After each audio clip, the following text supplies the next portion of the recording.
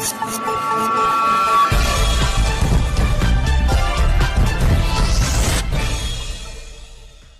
ವೀಕ್ಷಕರೇ, HTV news ಕನ್ನಡಗೆ ಸ್ವಾಗತ. ನಾನು ಅದ್ವಿಕಾ. ಮುದಗಲ್ ಬಸ್ ನಿಲ್ದಾಣದ ಛಾವಣಿ ಹಾಳಾಗಿದ್ದು ಕೆಲವೆಡೆ ಕುಸಿದು ಬೀಳುವ ಸ್ಥಿತಿಯಲ್ಲಿರುವುದರಿಂದ ಪ್ರಯಾಣಿಕರಲ್ಲಿ ಆತಂಕ ಮನೆ ಮಾಡಿದೆ. ಬಿಸಿಲಿನ ಸಮಯದಲ್ಲೂ ಸಮರ್ಪಕ ರಕ್ಷಣೆ ಸಿಗುತ್ತಿಲ್ಲ. ಇದರ ಜೊತೆಗೆ ಬಸ್ಗಾಗಿ ಕಾಯುವ ಪ್ರಯಾಣಿಕರಿಗೆ ಸಮರ್ಪಕ ಆಸನ ವ್ಯವಸ್ಥೆಯೂ ಇಲ್ಲ. ವಿದ್ಯಾರ್ಥಿಗಳು, ಮಹಿಳೆಯರು, ಹಿರಿಯ ನಾಗರಿಕರು ಹಾಗೂ ಗ್ರಾಮೀಣ ಭಾಗಗಳಿಂದ ಬರುವ ಸಾರ್ವಜನಿಕರು ನಿಂತುಕೊಂಡೇ ಬಸ್ಗಾಗಿ ಕಾಯಬೇಕಾದ ಅನಿವಾರ್ಯತೆ ಎದುರಿಸುತ್ತಿದ್ದಾರೆ. ಪ್ರಯಾಣಿಕರ ಸುರಕ್ಷತೆಯನ್ನು ಗಮನದಲ್ಲಿಟ್ಟುಕೊಂಡು ಹಾಳಾಗಿರುವ ಛಾವಣಿಯನ್ನು ತಕ್ಷಣ ದುರಸ್ತಿ ಮಾಡಿ ಹೊಸ ಆಸನ ವ್ಯವಸ್ಥೆ ಸೇರಿದಂತೆ ಅಗತ್ಯ ಮೂಲಸೌಕರ್ಯಗಳನ್ನು ಕಲ್ಪಿಸುವಂತೆ ಸಾರ್ವಜನಿಕರು, ಸಾರಿಗೆ ಇಲಾಖೆ ಹಾಗೂ ಸಂಬಂಧಪಟ್ಟ ಅಧಿಕಾರಿಗಳು ಸಾರ್ವಜನಿಕರಿಗೆ ಅನುಕೂಲ ಮಾಡಿಕೊಡುತ್ತಾರೆ ಎಂಬುದು ಕಾದು ನೋಡಬೇಕಾಗಿದೆ. ಬಸ್ಗಾಗಿ ಕಾಯುವ ಮಹಿಳೆಯರು, ಹಿರಿಯ ನಾಗರಿಕರು ಹಾಗೂ ವಿದ್ಯಾರ್ಥಿಗಳು ಬಿಸಿಲು ಮತ್ತು ಮಳೆಯಲ್ಲಿ ನಿಲ್ಲುವ ಪರಿಸ್ಥಿತಿ ನಿರ್ಮಾಣವಾಗಿದ್ದು, ಬಸ್ ನಿಲ್ದಾಣದಲ್ಲಿ ಮೂಲಭೂತ ಸೌಲಭ್ಯಗಳ ಕೊರತೆಯಿಂದ ಸಾರ್ವಜನಿಕರು ತೀವ್ರ ತೊಂದರೆ ಅನುಭವಿಸುತ್ತಿದ್ದಾರೆ.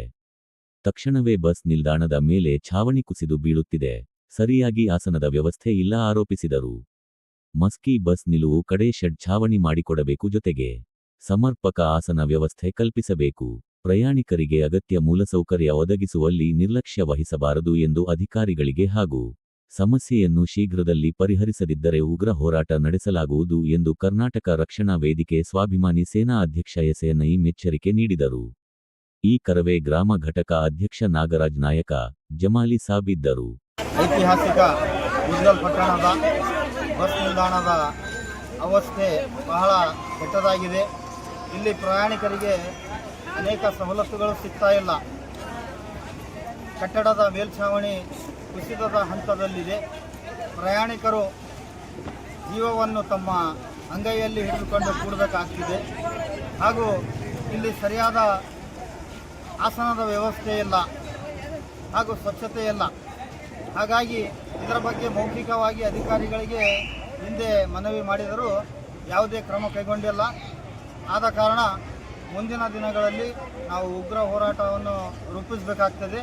ಅದಕ್ಕಿಂತ ಮುಂಚಿತವಾಗಿ ಅಧಿಕಾರಿಗಳು ಎಚ್ಚೆತ್ತುಕೊಂಡು ಈ ಕಟ್ಟಡದ ಒಂದು ರಿಪೇರಿ ಕೆಲಸವನ್ನು ಮಾಡಬೇಕು ಅಥವಾ ಮೇಲ್ಛಾವಣಿಯನ್ನು ಹೊಸದಾಗಿ ಮಾಡುವಂಥ ವ್ಯವಸ್ಥೆಗೆ ಮುಂದಾಗಬೇಕು ಅಂಥೇಳಿ ಈ ಸಮಯದಲ್ಲಿ ಕರ್ನಾಟಕ ರಕ್ಷಣಾ ವೇದಿಕೆ ಸ್ವಾಭಿಮಾನಿ ಸೇನೆಯ ವತಿಯಿಂದ ಎಚ್ಚರಿಕೆಯನ್ನು ಕೊಡ್ತಾ ಇದ್ದೀವಿ.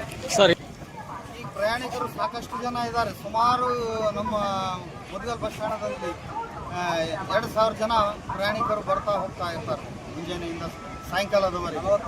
ಆದರೆ ಇಲ್ಲಿ ಸರಿಯಾದ ಆಸನದ ವ್ಯವಸ್ಥೆ ಇಲ್ಲ ಕೂಡಲಿಕ್ಕೆ. ಮಹಿಳೆಯರು ಇಲ್ಲಿ ಗುಡಿಯಾಳ್ರ ಬಸ್ ನಿಲ್ಲುವಂತಹ ಗ್ರಾಮಕ್ಕೆ ಹೋಗುವಂತಹ ಜನರು, ಮಹಿಳೆಯರು ಇಲ್ಲಿ ಎಲ್ಲಿ ಬೇಕಲ್ಲಿ ಇಲ್ಲಿ ಮೂತ್ರ ವಿಸರ್ಜನೆ ಮಾಡುವಂತಹ ಜಾಗದಲ್ಲಿ ಕೂಡಬೇಕಾಗ್ತದೆ, ನಿಲ್ಲಬೇಕಾಗ್ತದೆ. ಅವರಿಗೆ ತುಂಬ ತೊಂದರೆ ಇದೆ. ಇದರ ಬಗ್ಗೆ ಎಚ್ಚೆತ್ತುಕೊಂಡು ಸ್ವಚ್ಛತಾ ಕಾರ್ಯಕ್ಕೆ ಅಧಿಕಾರಿಗಳು ಮುಂದಾಗಬೇಕು. ತಮ್ಮ ಹೆಸರು ಸರ್? ಎಸ್ಎನ್ಐ ಸ್ವಾಭಿಮಾನಿ ಸೇನೆ.